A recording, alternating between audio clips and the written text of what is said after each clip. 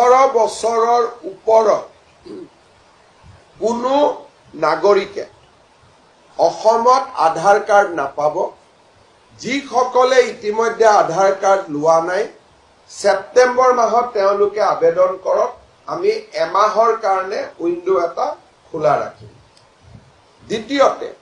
ST SC আৰু T গাৰ্ডেনৰ কাৰণে এই উইন্ডোটো এবছৰৰ কাৰণে খোলা থাকিব আৰু ইয়াৰ পিছতো সময়সীমা পাৰ হৈ যোৱাৰ পিছতো যদি ৰেয়াৰেষ্ট অফ দা ৰেয়াৰ কেছত কোনোবা মানুহে আবেদন কৰে এসডিসি বা সাৰ্কুল অফিচাৰে দিব নোৱাৰিব অকল ডিসিয়ে দিব পাৰিব ডিসিয়ে দিয়াৰ আগতে SB report foreigners tribunal report গোটেইখিনি সংগ্ৰহ কৰিহে ডিসিয়ে দিব পাৰিব আৰু আমাৰ আধাৰ সেচুৰেশন ইজ 103% তাৰ মানে এনেকুৱা মানুহ কোনো বাদ পৰি যোৱা নাই 18 বছৰৰ ওপৰত যোনে আধাৰ নলোৱাকৈ আছে এক্সেপ্ট এসটি এসসি আৰু টি গাৰ্ডেন বাকি সকলোৱে আধাৰ লৈছে চতুৰ্থতে যি ধৰণে আমি বাংলাদেশী নাগৰিকক আবদ্ধ কৰিছো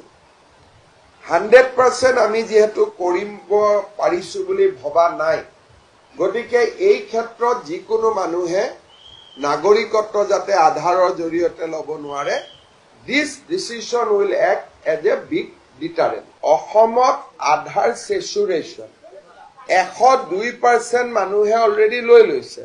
অসমৰ জনসংখ্যাতকৈ 2% বেছি মানুহে আধাৰ লৈছে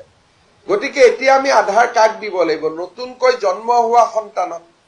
আৰু মেট্ৰিক পৰীক্ষালৈকে আজি যদি মই জন্ম হৈছো মই হয়তো কিবা কাৰণত আজিয়ে লোৱা নাই কালি লোৱা নাই কিন্তু 18 বছৰলৈকেতো আধাৰখন নোলোৱাকৈ থকাৰ কোনো কথা হ'ব নোৱাৰে গতিকে কোনোবা এডাল পপুলেশনে যদি অসমত আধাৰ ল'ব যত্ন কৰে তেওঁ স্পষ্টভাৱে নতুনকৈ অহা মানুহে হ'ব লাগিব সেইকাৰণে আমি অসমত এন্ট্ৰিটো আমি আধাৰ উই আৰ ৰেষ্ট্ৰিক্টিং 18 বছৰৰ তলৰ সকলোৱে পাব কাৰণ আজি মোৰ ঘৰত যদি বাচ্চা এটা জন্ম হয় তাকটো আধাৰ দিব লাগিব আৰু rarest of the rare case ধৰি ললো মোৰ 19 বছৰ হৈছে মই আইআইটি গুৱাহাটীৰ হোষ্টেলত পঢ়ো মোৰ ঘৰ কৰ্ণাটকত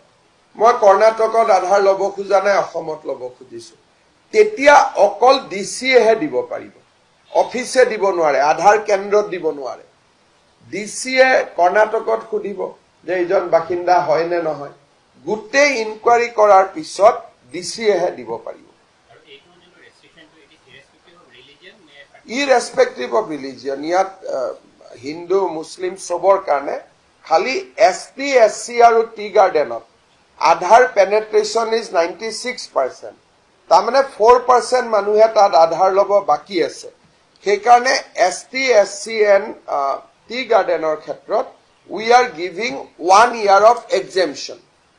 আৰু